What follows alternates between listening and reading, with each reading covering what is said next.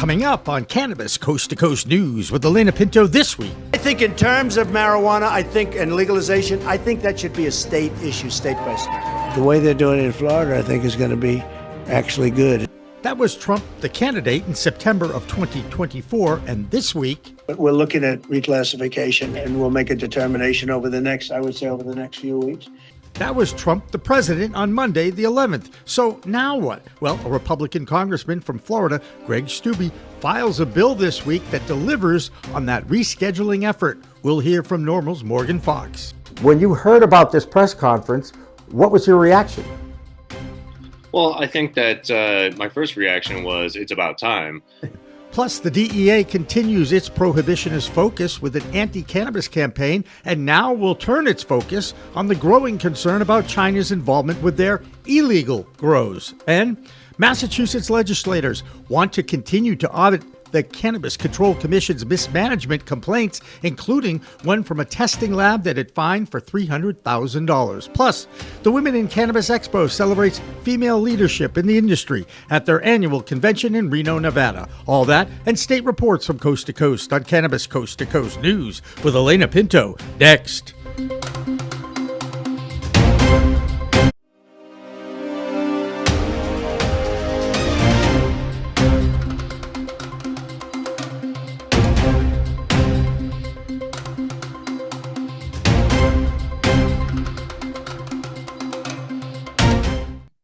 Hi, everyone. Welcome to Cannabis Coast to Coast News, WPCM TV's record of the fight to end cannabis prohibition in this country and around the world.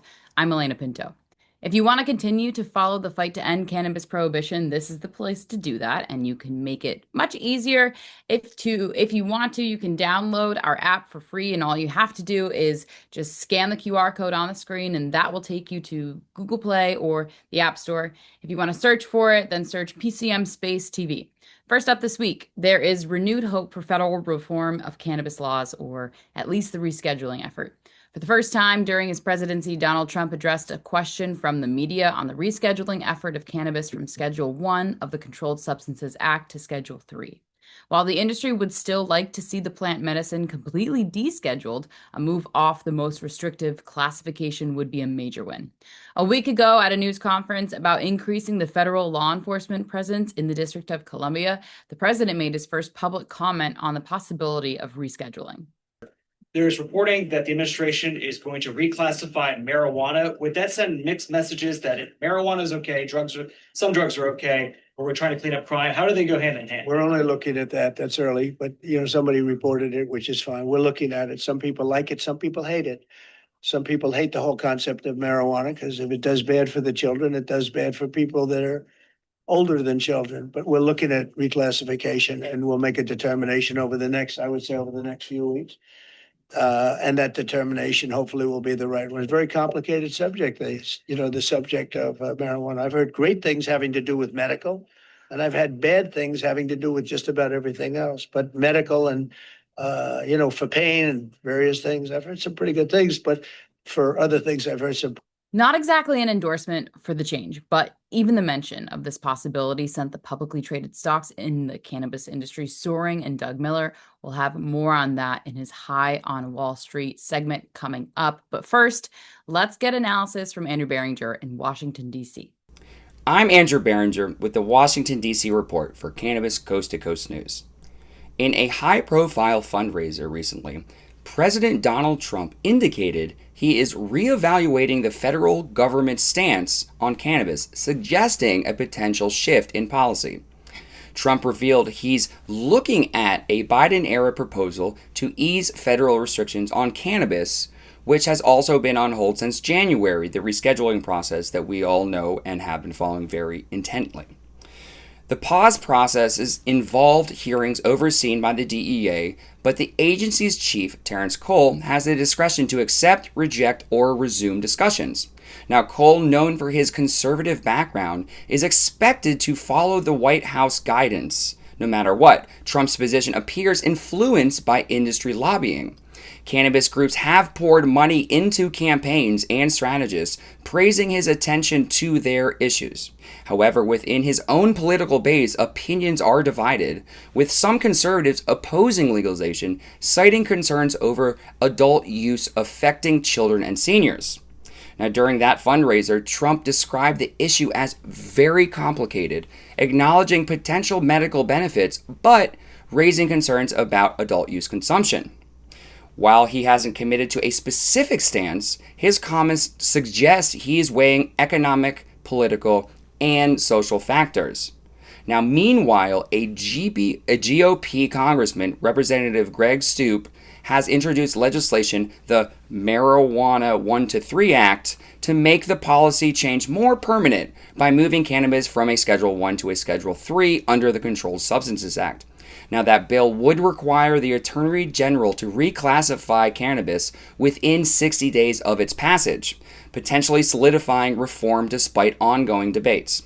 As the DEA and the White House negotiations continue, all eyes are on this story and how it will unfold, and whether we could see a major shift in federal cannabis policy in the coming weeks, as promised. Well, that's the Washington, D.C. report. I'm Andrew Behringer. Make sure to tune in next week. When you heard about this press conference, what was your reaction? Well, I think that my first reaction was it's about time. Trump has previously expressed support for rescheduling and for legalization, at least in terms of Florida, and has made supportive comments about medical in the past. His comments at the press conference were a little bit tepid and looked like he was kind of trying to play both sides. But at the same time, I think that it is incredibly important that this process is supposedly going to begin moving forward again. Now, I would just like to temper that with, even if Trump decides to call for rescheduling, that the process could still take quite a while. This isn't necessarily going to be an immediate thing, even if the drug warrior Terrence Cole that he appointed to the head of the DEA moves forward with this with all due haste. The process can still be slowed down through litigation. For an example, in 1990, NORML sued the federal government because of a DEA ruling that went against the advice of an administrative law judge, and it took 4 years to get a ruling on that. So regardless of what the president might end up saying in a few weeks regarding rescheduling, it's entirely possible that the actual process of moving towards that could take quite a while. Needless to say, just the mention of rescheduling gave a little boost to many in the industry who have been struggling with crashing valuations, receiverships, and the huge debt that is coming due in 2026. Remember, even if cannabis gets rescheduled off the most restrictive classification of the Controlled Substances Act, it does not legalize the plant. It will, however, allow Congress the opportunity to take the next step, including safe banking and perhaps interstate commerce. Most importantly, it will rid cannabis businesses from dealing with the restrictions of the 280E clause in the tax code. That's the best example of the unfair treatment of not allowing the industry the same rights for tax write-offs that every other business has in the United States. But perhaps the biggest win for cannabis will be the recognition that this plant does have some medicinal value, which almost 90% of Americans understand already. As you might expect, the publicly traded cannabis stocks that have really been losing their value lately enjoyed a rally. Our man who is high on Wall Street every week is Doug Miller. Here's his analysis on the impact rescheduling might have on the industry. I'm Doug Miller from High on Wall Street with this week's Cannabis Stock Report for Cannabis Coast to Coast News. Big news out of Washington as President Trump confirmed this week that his administration is seriously considering rescheduling marijuana from Schedule 1 to Schedule 3 with a decision expected in the coming weeks. What does that mean for the cannabis industry? Well, companies would finally escape the crushing burden of IRS Rule 280E, which prevents them from writing off basic expenses like payroll and rent. That alone could turn red ink into black for some of the largest MSOs so they can finally enjoy some green. On top of that, rescheduling would open the doors to banking, credit access, and institutional investment, three things this industry's been waiting on for years. Investors are already reacting with cannabis stocks ripping higher on the news. Now the big question is, how do we trade it? Let's pull up the ETF MSOS's chart. This fund tracks U.S. cannabis operators, and the volume surged as the market priced in the potential tax relief and growth opportunity. If Trump follows through, MSOS could have more room to run. It is trading around $4.55, and it's pulling back after it had that big run up. I'm expecting a little bit of pullback so they can get set back up for these next few weeks. And if Trump does reschedule cannabis, this cannabis stocks will pop. And that's this week's Cannabis Stock Report. Reporting for Cannabis Coast to Coast News, I'm Doug Miller. In the meantime, this mention of rescheduling was not received positively by a lot of lawmakers in Washington, D.C., who would like to see cannabis remain at Schedule 1. That includes the DEA, now headed up by prohibitionist Terrence Cole. He is now wearing two hats as the newly named head of the Washington, D.C. Police Department. Cole has a background in law enforcement and was President Trump's pick this week to oversee the operation of the federal takeover of the District of Columbia this past week. The DEA continues to fuel the public with anti-cannabis rhetoric, including a social media contest urging young people to create memes that fuel the stigma that has existed around this plant for decades. That stigma continues to separate two of the most powerful political people in the state of Texas, the Lieutenant Governor, Dan Patrick, and the Governor, Greg Abbott. Patrick wants a total ban on intoxicating THC products, and Governor Greg Abbott already vetoed one attempt by Patrick to get his way with a hemp ban bill.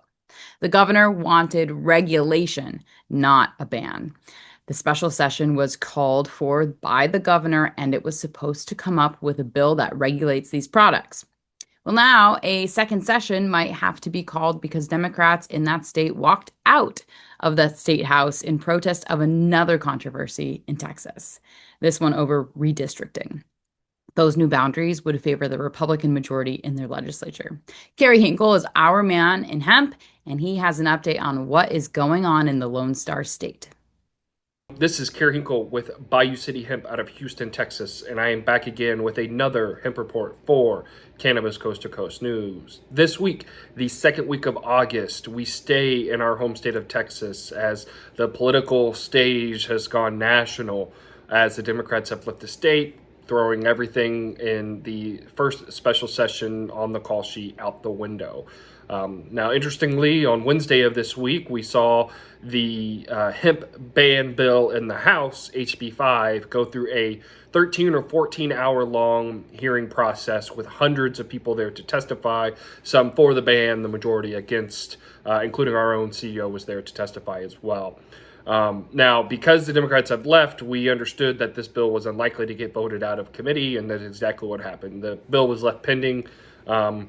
And then as of today, which is now August 15th, Friday, the second special session has now been called, and on the proclamation of the special session, the governor added yet again that he would like to see hemp products regulated and not banned and sold to adults that were 21 and over, banning of synthetics and other guardrails that were in place in his first proclamation of the special session. And immediately after the governor issued his proclamation for special session number 2, Lieutenant Governor Dan Patrick sat up on the dais and said yet again, the governor wants to legalize THC and I will stop at nothing but a complete ban. And so it is the two most powerful figures in Texas politics continuing to butt their heads over this issue of hemp and THC and whether or not it should be regulated or banned. And so Lieutenant Governor, in true fashion, issued now SB 6 as the third version of his attempt to ban the category. You may remember he had SB 3 during regular session,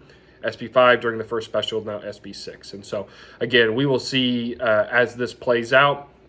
We anticipate the Democrats will come back for the special session. We anticipate issues larger than hemp to hopefully be tackled. But as always, the craziness of hemp policy is continuing to play out in the Lone Star State. So, again, I'm Kerry Hinkle with Bayou City Hemp, and I will be back again for another hemp report for Cannabis Coast to Coast News. We'll see you next week. It's been a crazy few weeks in Massachusetts. The Cannabis Control Commission finally released social consumption regulations that were part of the original laws passed by ballot in 2016. Now, a public comment period is starting before they can start issuing them. On top of that, the state legislature wants to continue to audit the CCC operations because of past complaints about mismanagement. Curtis Emery is our Bay State beat reporter, and he tries to sort all of this out. I'm Curtis Emery, a bud tender from Resonate in Worcester, Massachusetts, with the Bay State Report for Cannabis Coast to Coast News. Some positive news here out of Massachusetts. A Haverhill dispensary was awarded $500,000 in a CCC grant. STEM in Haverhill was awarded a CCC grant as part of the CCC Social Equity Program. STEM, who is owned by Alaina Pinto, a woman who was recently made news here in Massachusetts after suing the city of Haverhill over an unfair community impact fee. She was awarded victory in that case and is now planning to do some major renovations at her historic location in Haverhill. This grant will be used to help upgrade this historic building that STEM's located in, paving the way for the future of cannabis in Mass, specifically social consumption. Social consumption is a soon-to-be big deal here in Massachusetts, and now it's not completely voted on yet by the CCC. The CCC has released its plan for social consumption here in Massachusetts. The social consumption framework, which was voted on in this summer, is now available for public input on the CCC's website. After this short period of public input, that new framework will be voted on to be official law here in Massachusetts. That vote is slated to take place later this fall. Speaking of the CCC, a state audit has uncovered a widely mismanaged CCC. The CCC is in hot water right now as their state audit covering the periods from 2022 to 2024 uncovered mismanagement on pretty much every aspect of the Cannabis Control Commission. This includes, everything from toxic workplace to lapses in regulatory enforcement, also discriminatory regulatory enforcement, which could include large community impact fees for some dispensaries, while other dispensaries aren't asked to pay anything as part of their licenses. The audit also uncovered favoritism at the CCC. It seems that the body favored companies that are like MSOs or larger franchise companies, leaving companies that are locally owned, small owned, or equity owned at a disadvantage in the state. Hopefully, as the CCC moves through these issues, we'll find a better run and a more efficient control commission, which is so important to legal cannabis here in the state. Also news out of the CCC, Bruce Stebbins has been reappointed to his position as the acting chair of the CCC, and he will remain in that position for his term of 5 years or until a new permanent solution has been found by the state. We hope that he continues to bring quality work that he offered before and help steer the CCC in a positive direction. I've been Curtis Emery with the Bay State Report for Cannabis Coast to Coast News. Amie Carter is off this week, but in Michigan, there's been a major recall of vapes that have been flagged for a recall. This is not just a few items. It's a huge recall of over 26,000 vape cartridges that contain a product that was banned by regulators. The culprit is MCT oil, which is medium chain triglyceride. Now, while it is safe to consume it, regulators have made it very clear that they will be testing for that additive. The Cannabis Regulatory Authority identified Sky Cannabis in Warren, Michigan, as the distributor of these tainted cartridges. Last week, the distributor offered a voluntary recall for anyone who has these carts, and now they are being pulled off shelves of multiple dispensaries in that state. If you happen to have any of these products, you can check the regulatory board's website for the metric number to see if you have one of these products. In the meantime, lab testing results continues to be a major issue in many states, and now it looks like Oklahoma may be the next state with issues. With more on the story, here's Kimmie Cannabis. I am Kimmie Cannabis from Canna Talk About It with the Oklahoma Cannabis Report for Cannabis Coast to Coast News. Greenleaf Labs has been ordered to cease operations after a compliance inspection raised serious product safety concerns. OMMA officials report that cannabis products tested by Greenleaf between April 2023 and July 31st, 2025 may be contaminated. On August 13th, they posted that nearly 19,000 samples originally marked as test passed in metric were suddenly changed to test failed due to erroneous yeast and mold testing. Because of the immediate risk to public health and safety, OMMA has suspended Greenleaf Labs' license on an emergency basis. Dispensaries should expect to see inventory flagged and are advised to begin removing those products now. OMMA is conducting package tracing for an official embargo and recall. Businesses with pending samples at Greenleaf are encouraged to resubmit them to a different lab, and products that fail for microbials may be retested under OMMA rules.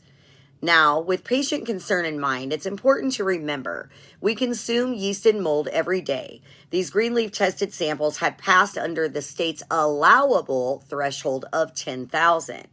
When cannabis is lit on fire or heated in the oven, it kills these microbials. It is unlikely that patients will experience any physical harm. We'll continue to follow this unfortunate circumstance as it unfolds. That's it for the Oklahoma Cannabis Report. Peace, love, and all that good stuff.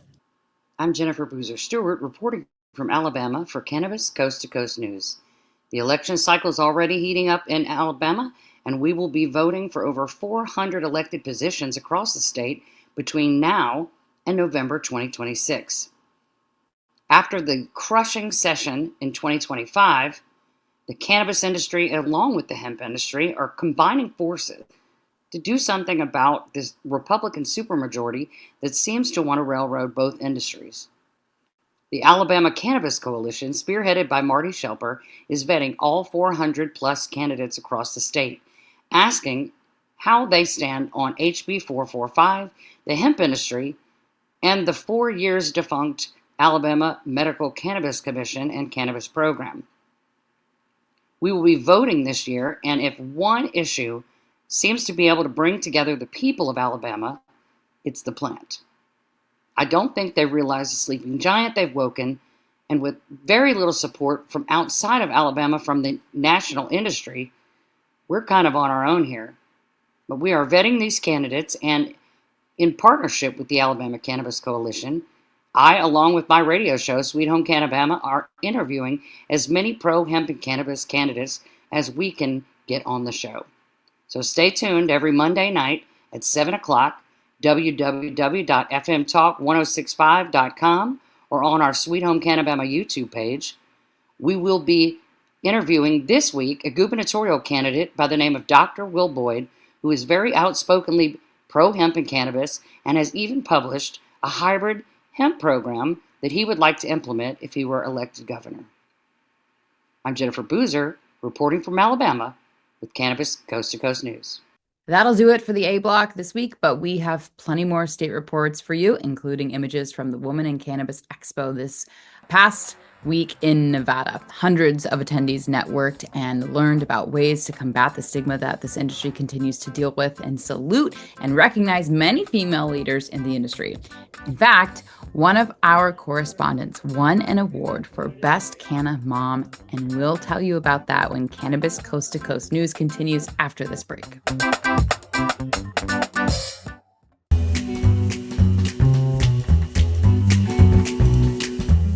Your cannabis business could be overpaying by hundreds of thousands of dollars in federal income taxes because of one simple assumption that you're making about your accountant. A dispensary owner in Colorado called me frustrated as hell. He'd been working with the same accountant for 3 years.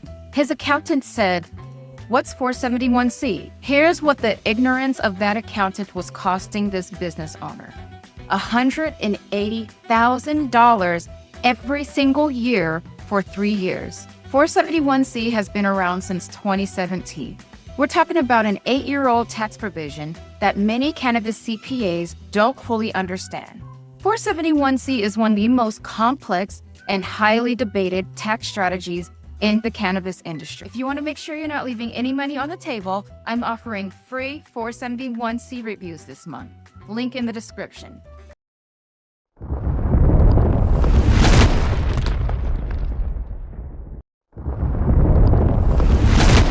Accounting Buds has grown into Buds Group, the same award-winning quality, now with more service offerings. Buds Group, your best buds in the biz.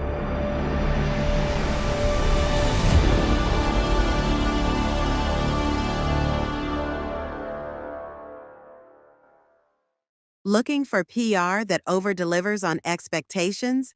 At Maverick Public Relations, they pair big agency experience with personalized attention.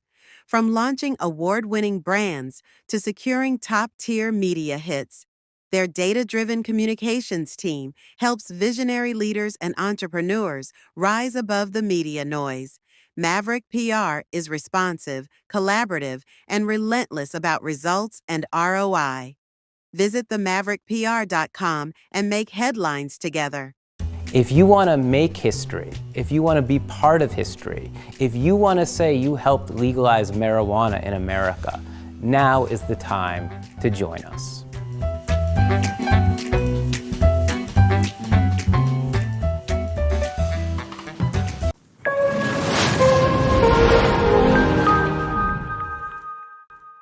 Welcome back to Cannabis Coast to Coast News. I'm Alaina Pinto, and this is the B Block, or second section of our weekly news show. We usually have our international roundup for you, but most of our reporters are off this week. There is, however, one international story to tell you about. You might be aware of how Thailand has totally screwed up their legalization rollout that was introduced in 2022.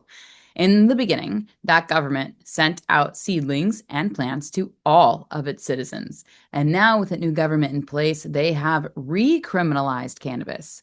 Over the past month, Thai regulators inspected over 5,200 of the over 18,000 establishments that were operational.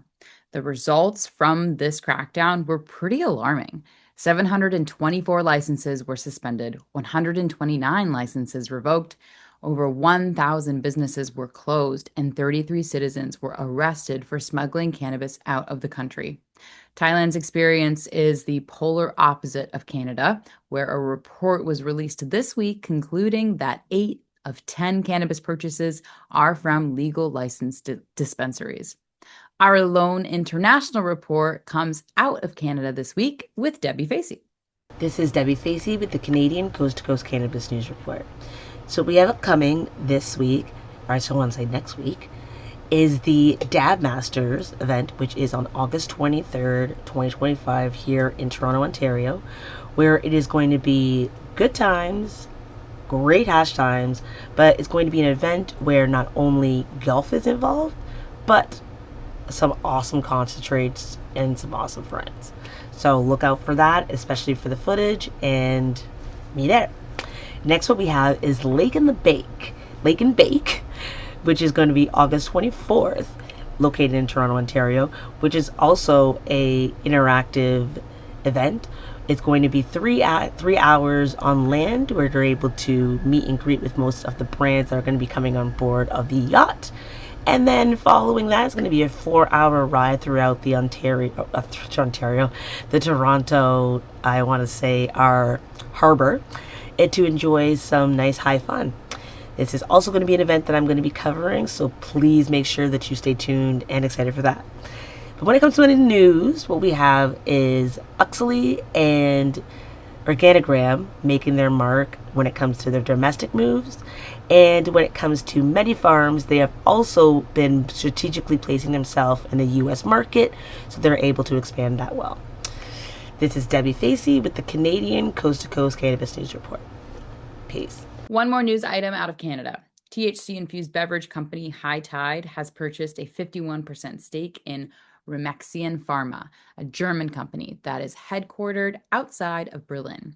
That pharmaceutical company is a leading importer of medical cannabis into Germany, and they are licensed to import other medicinal cannabis products into that country as well.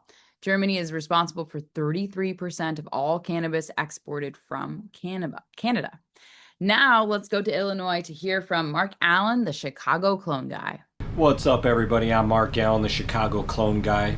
This is Bird, reporting for Cannabis Coast to Coast News. Thanks for tuning in.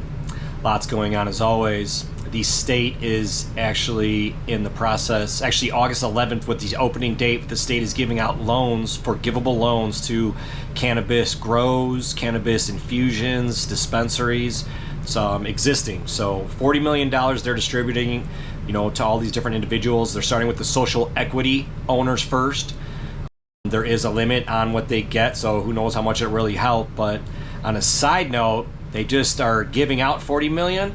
but they had $50 million set aside from taxes of marijuana sales for this type of situation that is literally gone. 50 million disappeared that was supposed to be for the social equity, supposed to be helping for loans and whatnot. It's gone. I don't know who the accountant is for the state and the people that are doing this stuff, but I need to hire them because I need some help. But that's just a little side note. In other news, Forefront Ventures is selling at least 3 of their retail dispensary locations throughout southern Chicago, Cook County. So they're having financial problems. They actually went into receivership in May. What that means, simply put, is that somebody came in and an independent company came in, or independent person came in and took the company over from the lead guy, so to try to fix things. But they are selling at least 3 dispos, and forgot to mention they're selling a huge craft or commercial grow facility. So they're having some issues, but I hope they can figure it out. But either way, if you're looking for to grow your own commercially licensed cannabis in Illinois, hit up Forefront Ventures. They got for sale is probably only $5 or $10 million. So that's it. But anyways, I am Mark Allen, the Chicago clone guy, reporting for Cannabis Coast to Coast News. California and Florida are huge operators in the cannabis space, and yet both are having issues with packaging that attracts kids to their products. Florida is holding workshops to study this development, and of course, THC-infused edibles are the targets. You would think that this would be an easy fix if regulators would just ban any or all images on these products, but lawmakers would rather ban the products than regulate their distribution. In the meantime, many multi-state operators are trying to survive by cutting losses and leaving states where they were dominant. One of the multi-state operators who has fallen on hard times is Ayr Wellness. Now they are closing more operations in Virginia, and Joe Parsons has that story. I'm Joe Parsons with the Virginia Cannabis Connection by Higher Education's Coffee Talk, sponsored by 97.5 3WB, and reporting for Cannabis Coast to Coast News. Once again, Health Service Area 1 has been left without any provider, and what's worse, no indication of when one might be announced in the future.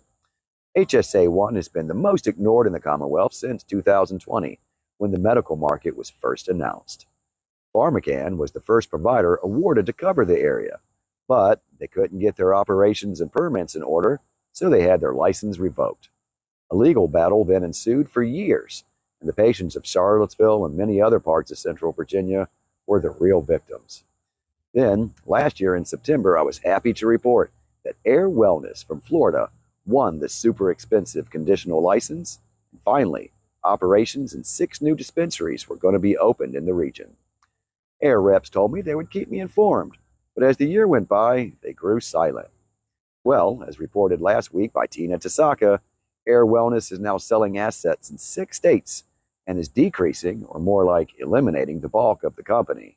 And wouldn't you know it, they sold off the assets they had in Virginia too.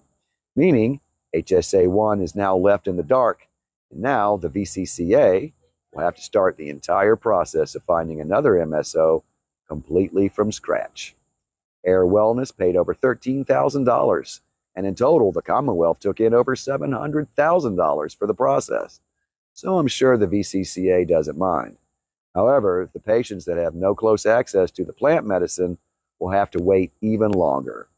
Not to mention that it leaves the legacy black market open to reign supreme once again in Central Virginia. I do a deeper dive on this story, and Seth let me rant this week about Smart Approach to Marijuana, or SAM, on this week's Coffee Talk. Tune in to www.3wb.com to check it out.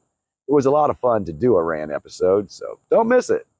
Well, that's going to do it from this week's Higher Education's Coffee Talk, sponsored by 97.5 3WB in Charlottesville, and reporting for Cannabis Coast to Coast News. I'm Joe Parsons. Until next time, stay lifted. I'm Christina Brisson with your weekly Ohio Cannabis Report with Cannabis Coast to Coast News. Clutch is opening its 5th Ohio location in Northfield Village to open on August 21st. The Stargazer Cannabis Festival in its second year did not have the success it was looking for. They've had multiple vendors cited multiple concerns about safety and other issues among the festival. However, organizer Chad Thompson has insisted he will continue the festival and make it better for the next year. Additionally, Dayton, Ohio has reported on Trump's intent to reclassify cannabis at the federal level. And while it may not make things legal, it could possibly offer additional banking and tax benefits to cannabis businesses. I am Christina Brisson with your weekly Ohio Cannabis Report with Cannabis Coast to Coast News. One more note from California. The farm in California that was raided by ICE a month ago is preparing for huge losses now that their workforce has been attacked and detained. Glasshouse Farms continue to cooperate with authorities to create more extensive background checks on their employees. And now they are preparing for major losses, which is just part of the fallout from that ugly incident that saw hundreds arrested and one worker die. Next up, Tina Tasaka in Nevada and with the Tribal Nations Report. I'm Tina Tasaka with 420 Technologies, and this is the Nevada and Tribal Nations Report for Cannabis Coast to Coast News. Ovation Science, a company with offices in Vancouver, Canada, and Las Vegas, has expanded its license agreement with Planet 13, a vertically integrated cannabis company based in Las Vegas, to bring Ovation's science-backed InvisiCare topical and transdermal cannabis products into Florida.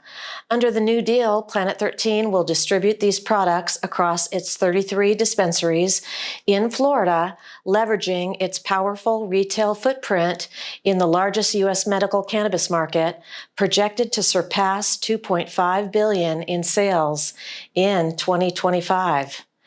This marks a major milestone for Ovation, with Florida becoming its third active market after Nevada and Pennsylvania, and with more expansion planned into Missouri and Canada. Ovation's edge lies in its patented InvisiCare skin delivery system, backed by over 20 years of pharmaceutical research. Lab tests show its formulations deliver 82% cannabinoid penetration compared to less than 2% for competing transdermal products. This means far more CBD, THC, and other cannabinoids reach the skin and beyond, providing consumers with maximum therapeutic benefits. That's it for the Nevada highlights and Tribal Nations. I'm Tina Tasaka with 420 Technologies and Cannabis Coast to Coast News. Are you familiar with the beverage called an Arnold Palmer? Well, the late legendary golfer was a fan of mixing his lemonade with his iced tea. In another sign that the alcohol industry is slowly moving into the infused THC space, a California company called Uncle Arnie's just raised $7.5 million. One of the founders of the Boston Beer Company is Harry Rubin. He is on the board of directors for Uncle Arnie's, and he led the raise. Mindset Capital and Delta Emerald Ventures provided the capital. This investment will be used for expansion into more markets where the beverage will be available. Right now, Uncle Arnie's is in 16 markets and expanding into 3 more while increasing their workforce to support this growth. One state that might be an attractive target market for this product is the new adult use state of Minnesota. That's where Alysha Bellamy holds a micro license, and she has a report this week. I'm Alysha Bellamy for Cannabis Coast to Coast News. I'm also with the Minnesota Cannabis College and Herbs and Herbs. This is your Minnesota report.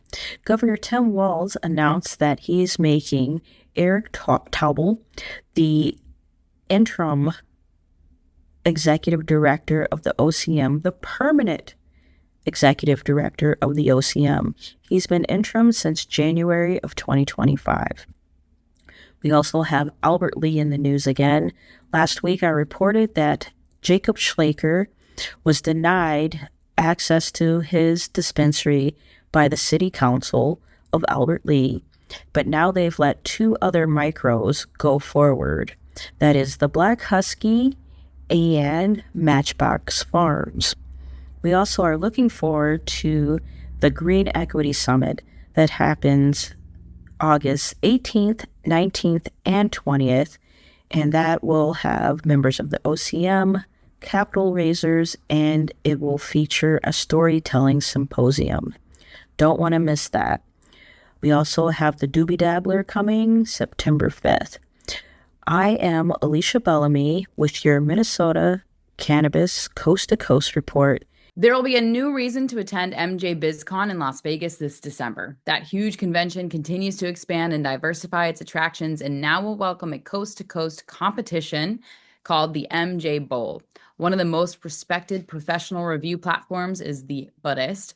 They will be the group that will welcome competitors in their grow categories of best flower, indoor and outdoor, best pre-rolls, infused and non-infused, edibles, vapes, and concentrates round out the new competition. Emily Lewis is the driving force behind this coast-to-coast competition and explains the reason why they picked the Buddhist to be in charge of the judging. This is what they said. Buddhist is the respected, consumer-driven guide loved by cannabis enthusiasts. Together, we're uniting East and West in a contest that will raise the bar and set a new tradition for the industry. You can find out how to enter the competition on the MJ BizCon website. Maybe our own enlightened voice, Christopher Bright, will be a judge. In the meantime, he's got our Maryland report this week. I'm Christopher Bright from the Enlightened Voice. Welcome to Cannabis Coast to Coast News. I'll be bringing you the latest cannabis headlines from Maryland.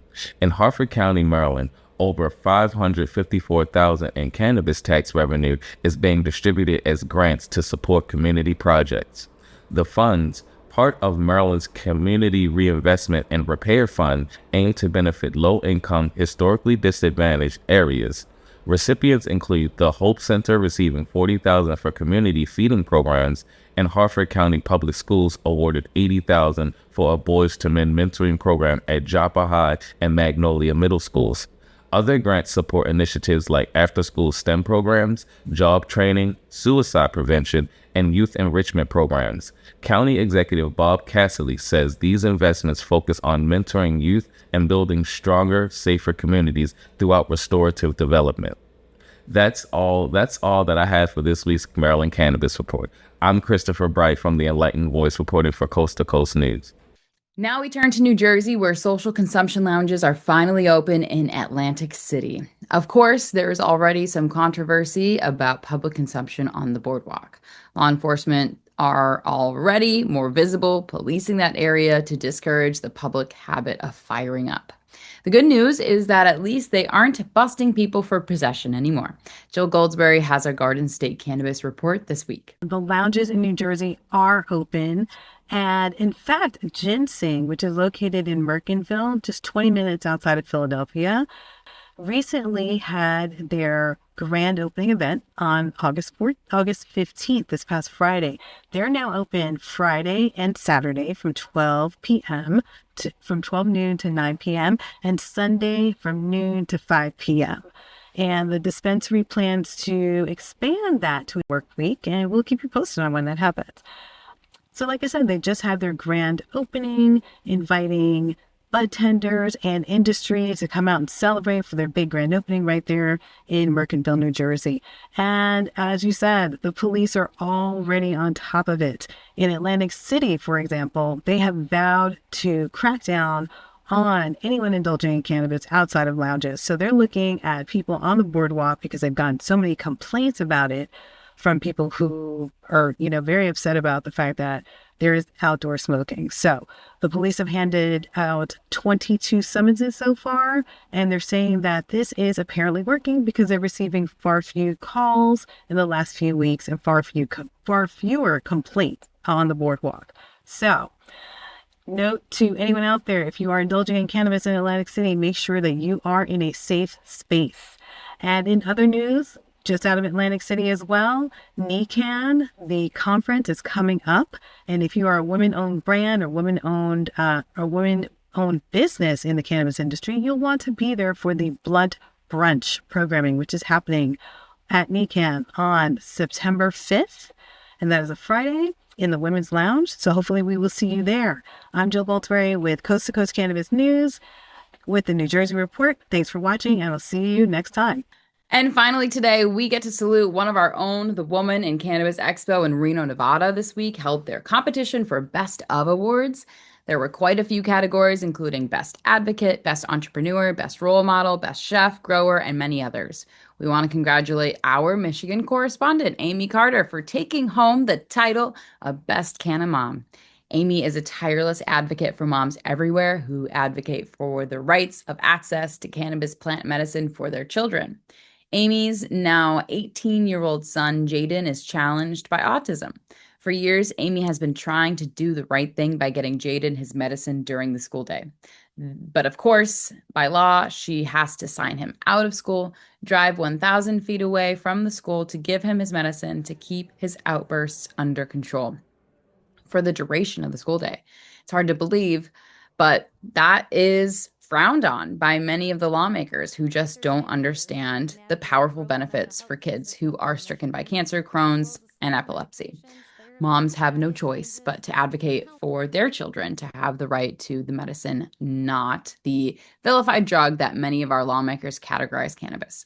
They believe they need to protect by making it as difficult as possible for access to young people under the age of 21 who need the unique medicinal qualities of this plant. And this is why Amie continues to fight for Jaden's law that wouldn't allow school nurse practitioners to administer the medicine. There are 11 states that already allow this, and yet Michigan, a vibrant legal adult use state, still has not adopted that policy.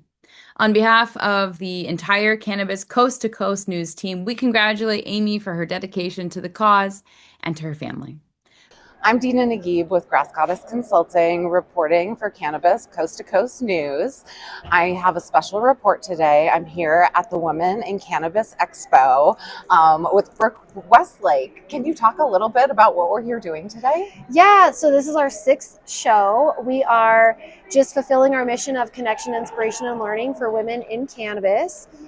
People kind of wondered where I was for 2 years, and it wasn't because I wanted to take time off. I landed on a TV show and then had a car accident, and so I had a little bit of recovery.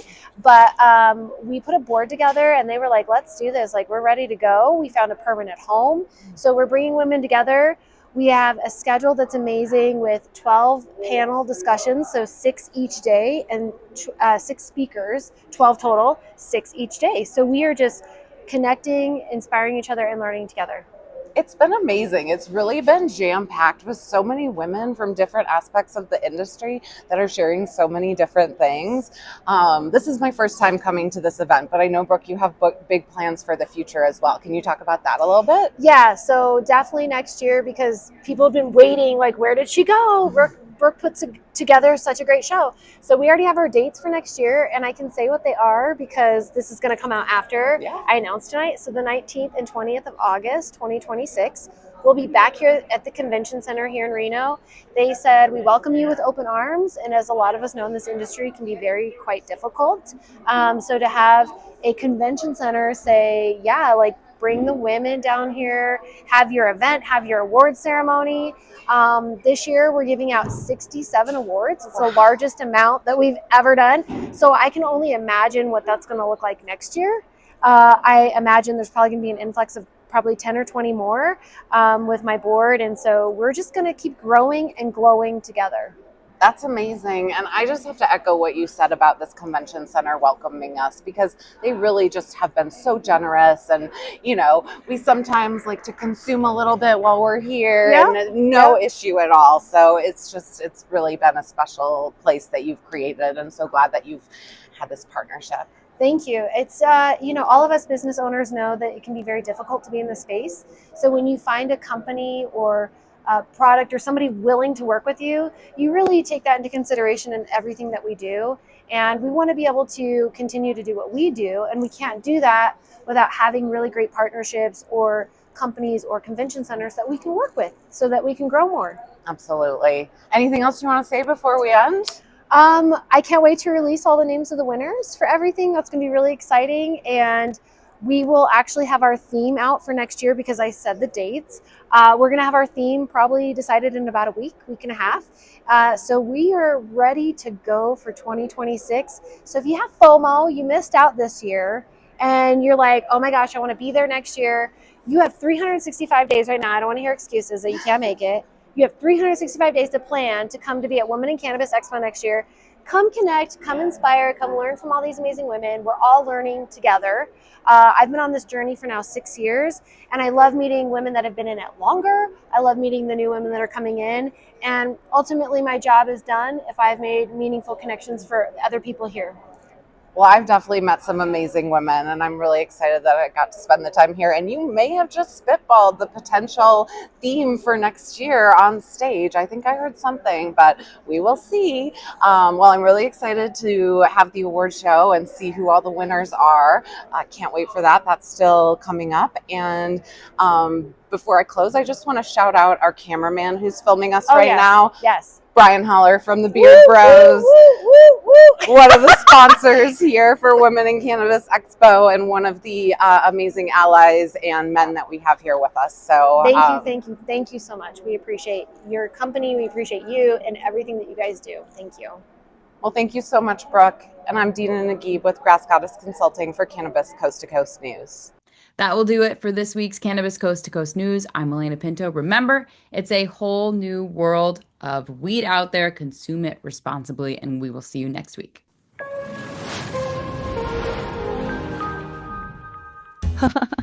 I think I messed up. Did you know there's a place that covers all the cannabis news you need? Pro Cannabis Media is now WPCM TV, your go-to website for things cannabis. WPCM TV is the CNBC of weed, bringing you the latest news you need. Amie Carter. This week, she reports from inside the State House in Lansing. I'm Amie Carter from Michigan Weedsters with this week's Michigan report for Cannabis Coast to Coast News. And talk shows about all things cannabis. Well, thank you, and thank you for y'all all you're doing to get the word out. Like, this show is so important. It all started back in 2018 when Emmy award-winning talk show host Jimmy Young kicked it off with the In the Weeds podcast. That it's not just any generic paper towel. You do have a brand that you use, right? Yeah, we live or die by the bounty. I mean... The quicker picker-upper! I love that! His mission? Building an army of multimedia journalists and podcast hosts who are documenting the fight to end cannabis prohibition in this country and around the world. Fast forward to today, and we've got the nation's only weekly cannabis coast-to-coast news program with Alaina Pinto.